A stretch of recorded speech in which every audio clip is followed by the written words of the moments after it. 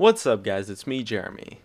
League of Legends is not the game it was 5 years ago when it launched, and over time it's gotten a lot better, mainly due to the changes Riot has made to the game as a whole. As we count down the top 10 best changes ever to League of Legends, we'll be measuring these by their effect on the entire experience of the game as a whole. Let's get started. At number 10, it's Team Builder. This queue mode created quite a nice experience by not having to worry about which role you got in your game. Being able to secure whatever role you wanted to practice things out or test a new strategy really made the whole experience a lot easier and led to a lot less toxicity, not having to deal with the bad parts of champion select, and led to better games overall. I often find myself resorting to Team Builder over any other normal game queue, since it's great for practicing and has a lot higher chance of being a decent game. The Team Builder experience is really good, and as a ranked Team Builder mode is approaching, it's cool to see the potential of this queue mode. Next up at number 9, it's the Smart Pings feature.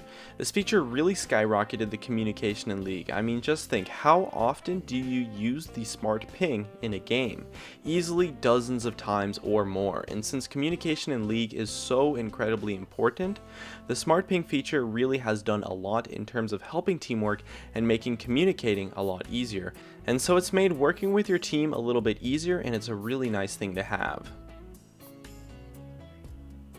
At number 8, it's the custom game modes. Some of them have been a little bit hit or miss, but the game modes such as Ultra Rapid Fire and One for All have been a total blast and were a really refreshing change of pace to the experience in the game. Tons of fun were to be had in those game modes, and although they weren't around all the time, there's some pretty interesting ones that have come out over the years, and I'm sure there's some more awesome ones in store for us as well. And at number 7, it's Spectator mode. Being able to spectate people has done quite a lot for the content creation community, as well as it's improved the competitive camera work by a lot. Back then, you would actually have to play in a custom game with 6 players on each team if you wanted to spectate a game, and it was super buggy, and quite often the 6th player that was spectating might actually die and have an effect on the game. In addition, being able to spectate your friends is really awesome, especially when you're waiting for them to finish their game, so it's just a really awesome feature to have overall. At number 6, it's the addition of the new jungle items. The new jungle items that interact with Smite have resulted in pretty much the most diverse jungle of all time. It's worked wonders and has made it so that a boatload of champions are now viable in the jungle, and has really improved the jungle experience as a whole. In addition, the items are just super good, and the way that they interact with Smite is so cool that it's really made the jungle a lot more interesting and a lot more dynamic, and it really fixed a decent amount of the issues involving the jungle previously. At number 5, it's the addition of Trinkets. Trinkets really made the Vision game in League a lot smoother and overall a lot more fair to all of the roles, giving the game a really nice balance of vision control and making it so that buying wards as well as clearing them isn't something super annoying that you have to shell out a bunch of money for. Having the trinket is super convenient and made the game involve a lot less face checking, and so I think it made it a lot more fair for everyone. And at number 4, it's the addition of Sightstone and the support gold items. If anyone remembers, before these items were introduced, the support role was somewhat of a total snooze fest to play. It was a lot less fun than it is now, since you would buy your 2 gold per 10 items, Heart of Gold and Philosopher's Stone, and then spend literally every penny you got for the rest of the game on wards from there on out.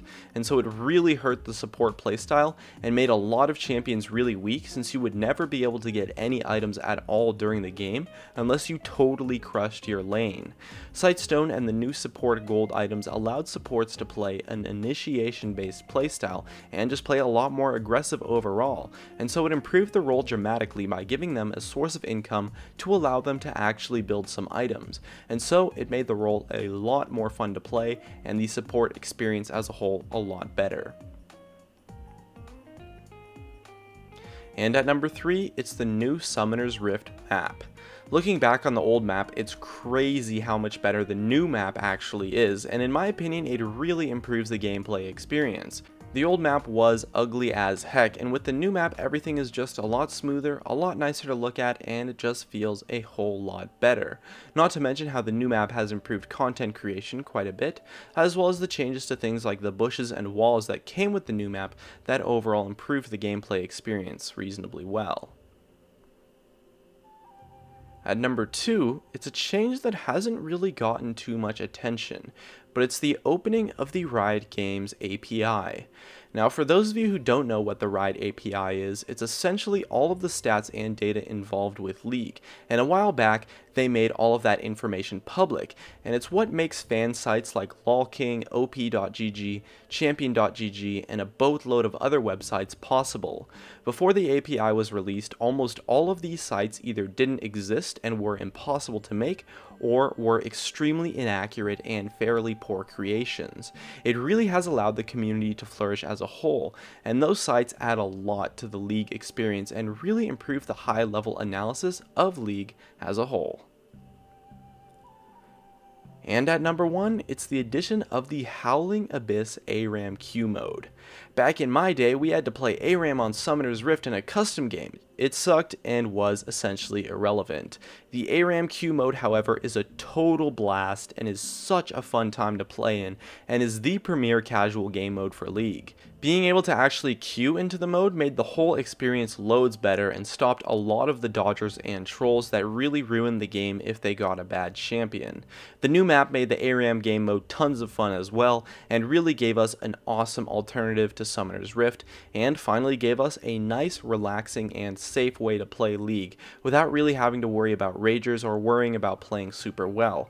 And it's really just super fun to play, and at least for me personally, has really improved the League experience a ton. And so it takes my number 1 spot as the best change of all time to League of Legends. And that just about wraps it up. If you enjoyed the video, make sure to tap that like button, as well as you can subscribe for some more awesome content in the future. And definitely check out some of my other videos on the screen too. Thanks for watching, and I'll see you guys next time.